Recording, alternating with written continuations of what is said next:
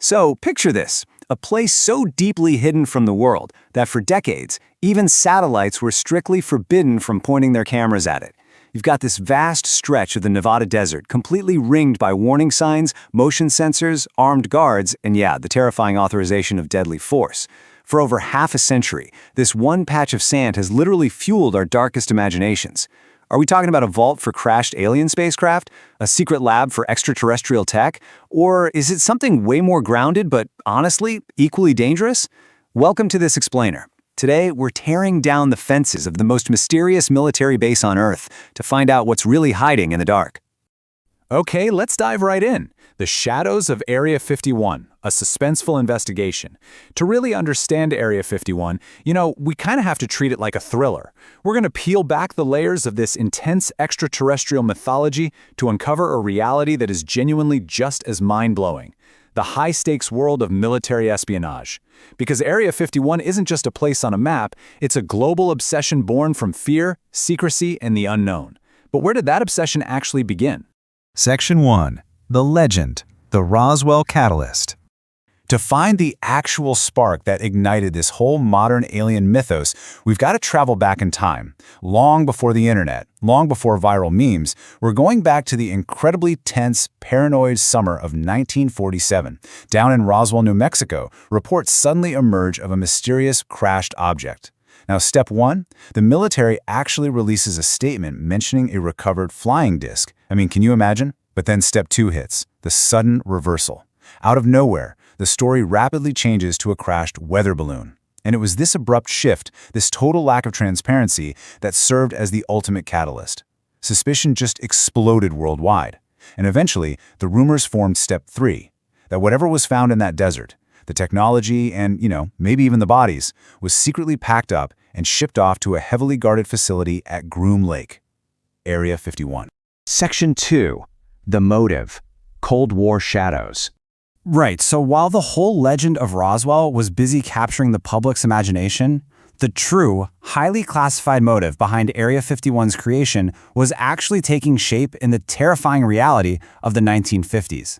The absolutely crucial thing to understand here is the existential dread of the Cold War. On one side, you have the rapid, frankly terrifying expansion of the Soviet Union's nuclear arsenal, and on the other side, the United States, facing this desperate, immediate need for unprecedented espionage. The U.S. urgently needed a way to safely test highly advanced, top-secret aircraft far, far away from Soviet spies and completely hidden from the American public. Basically, they needed an absolute void.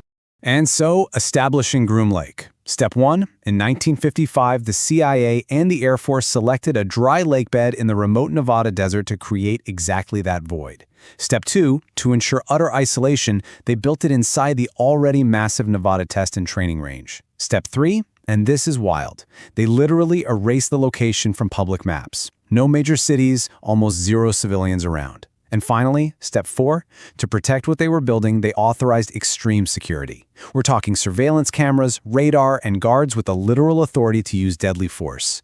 Just total silence. But as we'll see, that absolute silence, it perfectly set the stage for public paranoia. Section 3. The Collision, Spy Planes vs. Flying Saucers. Now, you can erase a base from a map, sure. But you really can't hide bleeding-edge aviation technology when it actually takes to the open skies. Just picture being a civilian pilot back in the 1950s or 60s, flying a standard commercial route over the pitch-black Nevada desert. Suddenly, you see glowing objects performing impossible maneuvers, flying higher and way faster than any known plane, lights just appearing and vanishing in the absolute darkness. People were, understandably, deeply confused and unnerved. And with the government flat out refusing to explain anything, there was really only one logical conclusion for a public already primed by the Roswell incident: they were absolutely witnessing alien spacecraft. And this disconnect brilliantly fueled the entire UFO craze. Think about it. The military is testing the U-2 spy plane, which flies at extreme, previously unheard of altitudes. Meanwhile, civilians down below see glowing orbs catching the sun way up in the stratosphere. Then, the military tests the SR-71 Blackbird, literally breaking the sound barrier. Civilians report impossible speeds and crazy maneuvers. They test the F-117 Nighthawk. Civilians see the strange dark triangular shape and immediately think, yep, futuristic alien spacecraft. The military's absolute need to keep these specs entirely secret during the Cold War directly caused the very UFO sightings that made Area 51 so infamous. Section 4. The Explosion of Myth, S4 and Global Obsession. But the sightings were just the beginning. The transition from local desert rumors to a permanent fixture of global pop culture, that happened because of one explosive claim. In 1989, a man named Bob Lazar stepped forward and completely stunned the world. He claimed he worked at a highly secretive sub-facility near Area 51 called S4. And his story, it wasn't about spy planes. He stated outright, quote, "The government possesses alien spacecraft and is attempting to study their propulsion systems." Now, whether you believe him or think his claims totally lacked evidence, Lazar's story fundamentally changed Area 51. It permanently fused very real national security with science fiction mythology. So, for decades, the U.S. government maintained this massive wall of silence. But finally, in 2013, the dam broke. Well, slightly. The 2013 declassification. The CIA released documents that officially acknowledged Area 51's existence for the very first time.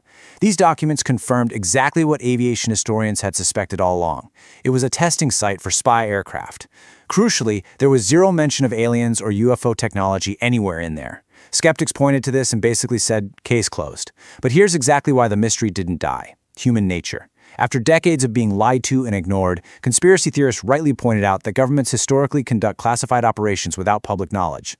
So that 2013 memo, it was just seen as a partial truth, a convenient cover-up for the deeper secrets still buried under the desert floor. And hey, if you want absolute proof that the CIA's declassification completely failed to kill the public's curiosity, look no further than this number. Millions. That is exactly how many people responded to a viral Facebook joke back in 2019 to literally storm Area 51 just to see them aliens. I mean, it spawned endless memes, global news coverage, and literally forced the US military to issue formal warnings against trespassing. The truly incredible part is that thousands of people actually showed up in the desert. It just proves that the internet hasn't solved the mystery of Area 51, it's really only amplified our absolute obsession with it. Section 5. The True Cost of Secrecy. Okay, we've talked about the aliens, the spy planes, and the internet jokes. But let's actually slow down for a second here. Because the reality of extreme government secrecy has a darker, very human cost. First off, we have to look at what this kind of secrecy does to our minds. The psychology of conspiracy tells us that we humans fundamentally dislike uncertainty. We really hate the unknown. So when you combine the vast statistical possibility that alien life exists somewhere out there in the universe with a total, deliberate information vacuum from our own government, you create the perfect breeding ground for paranoia. We naturally fill that agonizing silence with the most elaborate, fantastical explanations possible. But here's the tragedy.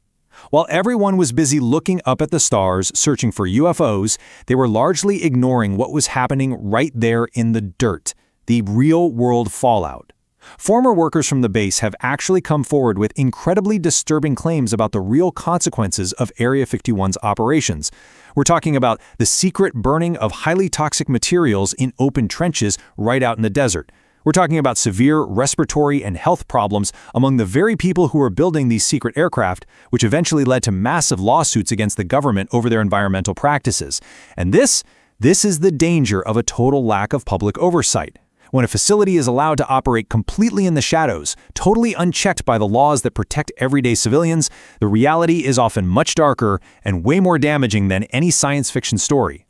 Which leaves us with a lingering, deeply unsettling question. Even today, Area 51 is still heavily guarded. It's still shrouded in absolute secrecy, likely developing next-generation drone systems, electronic warfare, and weapons we probably can't even fathom yet. But if those underground hangars aren't actually hiding crashed flying saucers, what dangerous human experiments, what toxic practices, and what classified military projects are still being completely hidden from the public eye? Maybe the most terrifying thing about Area 51 isn't actually what we know, it's what we still don't know. Keep questioning, keep learning, and thank you so much for joining me on this explainer.